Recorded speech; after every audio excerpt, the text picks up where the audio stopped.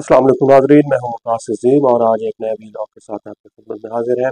आज के वीलॉग में दो इंतहाई अहम खबरें हैं जिनके ऊपर हम बात करते हैं। और सबसे पहली खबर ये है कि वज़ीर आज़म शहबाज शरीफ चीन के 4 रोज़ा सरकारी दौरे पर रवाना हो चुके हैं। इस दौरान पाकिस्तान में बहुत बड़ा तारीखी सैलाब आया हुआ है। पंजाब के जो बड़े शहर हैं वो इस वक्त सैलाब में डूबे हुए हैं। ये बताया जा रहा है कि पंजाब की तारीख में इतना बड़ा सैलाब कभी तारीख में नहीं आया जिसने इतनी बड़ी तबाही मचाई हो। ख़ासतौर पर जो बड़े बड़े शहर हैं नाजरीन, तो वहाँ पर इस वक्त सैलाब का जो पानी है वो तुग़यानी मचा रहा है। और महकमे मौसमियात की जो पेशगोई है उसके मुताबिक भी आप देखें तो अगले 2 रोज़ में मज़ीद बारिशों का इम्कान है। लाहौर शहर जो कि आबादी के लिहाज से पाकिस्तान का दूसरा बड़ा शहर है, आधे से ज़्यादा इस वक्त सैलाब में डूबा हुआ है। और इसके साथ साथ आप अपर पंजाब की तरफ आएँ, सियालकोट, गुजरांवाला और चिन्योट, फैसलाबाद, सरगोदा, ये जो डिवीज़न है यहाँ पर पंजाब की बेशतर आबादी रहती है। ये दरअसल बड़े शहर हैं और यहाँ पर आबादी का फ़्लो भी ज़्यादा है। ख़ासतौर पर अगर हम लाहौर की बात करें तो पिछले कई दहाइयों के दौरान आप देखें कि पंजाब की जो ज़्यादातर आबादी है वो लाहौर की तरफ मूव हुई है।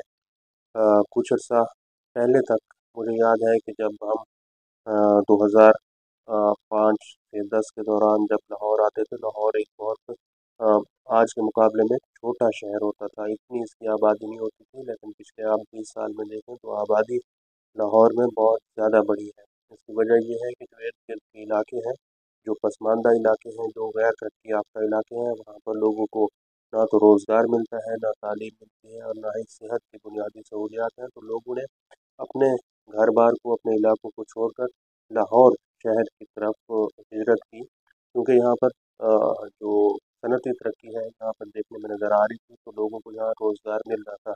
लेकिन आज का जो नाज़रीन लाहौर की हालत इंतहाई बदतरीन हो चुकी है। लाहौर के जो मकामी लोग हैं, लाहौर में जो रहने वाले लोग हैं, उनको भी अब बुनियादी सहूलियात तक मुयसर नहीं है। और ऊपर से अब सैलाब की जो सूरत हाल है वो इंतहाई ख़तरनाक हो चुकी है। जो हाउसिंग सोसाइटीज़ लाहौर में पिछले 2 दहाइयों के दौरान बनी है, क्योंकि वो रिवर बेड दरियाई इलाकों में रावी के बेड के ऊपर, रावी के किनारों के ऊपर, रावी की जो ज़मीन थी उसके ऊपर बनाई गई थी। क्योंकि लोगों को और जो बड़े बड़े हाउसिंग सोसाइटीज़ के मालकान हैं उनको ये खबर नहीं थी कि रावी जो है उसमें कभी पानी आ सकता है। आम तासुर ये था कि जब रावी, सतलुज और ये जो दरिया इंडिया के हवाले किए गए हैं, यहाँ पर पानी नहीं आएगा, तो सिंध-तास मुआहदा जो है वो वर्केबल था।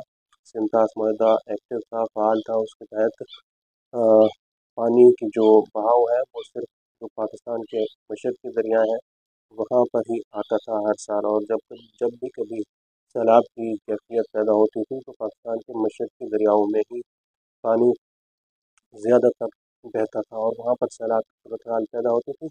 लाहौर के लोगों को, फैसलाबाद के लोगों को और सियालकोट के लोगों को, नारोवाल के लोगों को, शकरगढ़ के लोगों को, वज़ीराबाद के लोगों को ये पिछले 30 जो साल हैं, 35 साल हैं, इसमें इनको सैलाब के बारे में इतना जो शऊर है या फिर आप ऐसे समझ लें कि खतरा है वो नहीं दिखाई देता था। वो ये समझते थे कि ये सिर्फ सैलाब जो है ये दरिया सिंध में आता है और जनूबी पंजाब के लोग और सिंध के लोगों का मसला है, अपर पंजाब के लोगों का मसला नहीं है सैलाब।